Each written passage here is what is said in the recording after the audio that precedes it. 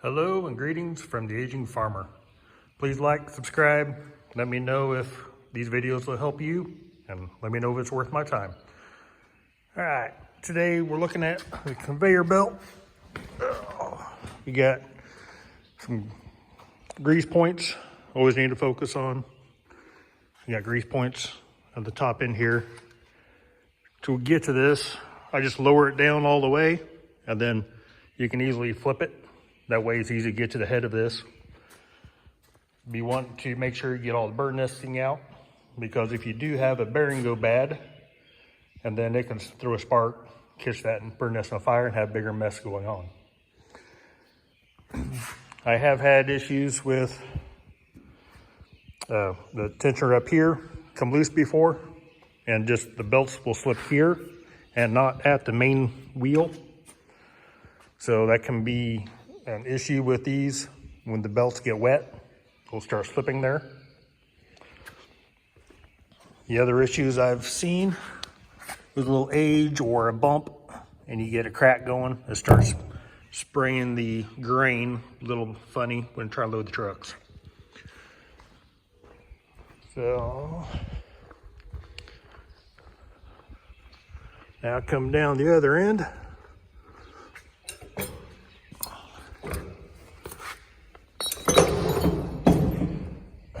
To simplify things, I've welded the chain onto a hitch pin, and along with the other pin, welded chain on there. It's always with it.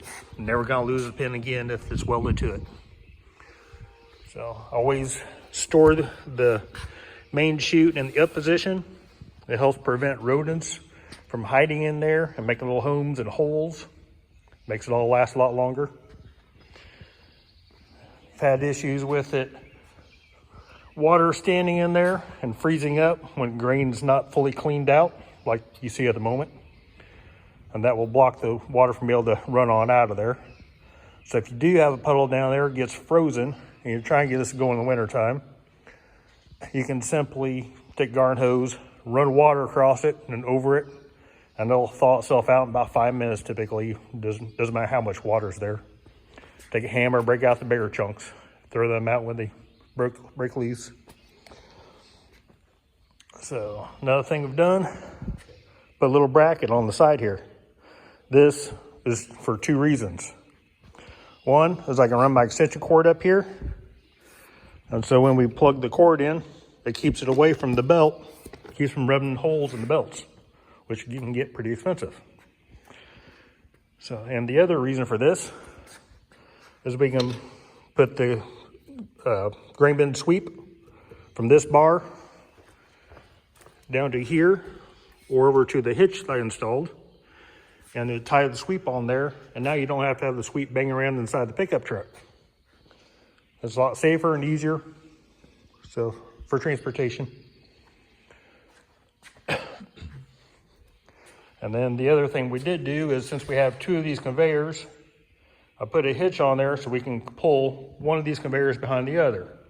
I don't recommend any heavier weight than a conveyor behind one of these, because these axles and the way they're built are not designed to really tow much. So, but we do have to raise this conveyor up just a little bit when we're pulling the one behind it. And we typically drive about 5 miles an hour slower when pulling two at once. The reason we want to pull two at once is because at some of our bin sites, we can run two of these at the same time. So, and that will almost double load times, or shorten load times by twice as much. So in order to get the job done quicker, easier, faster. So the reasons that we like this better than the screw augers, because there's less damage to the grain. It takes only an electric power switch to turn these on. Simple as that. The belts themselves, all together, these will last about twice as long as the screw augers, because the augers will wear out down the bottom. This does have a few more bearings on it, but they're pretty easy to replace compared to the expense of replacing a whole auger. The belt will eventually wear out, along with that drive roller on the top side will eventually wear out. So the drive up there at the top has got the same type of belting material on it, and it will wear out about half life of what the belt is. And it'll have to be replaced before the belt gets all the way wore out. This is just part of the design. It works pretty well.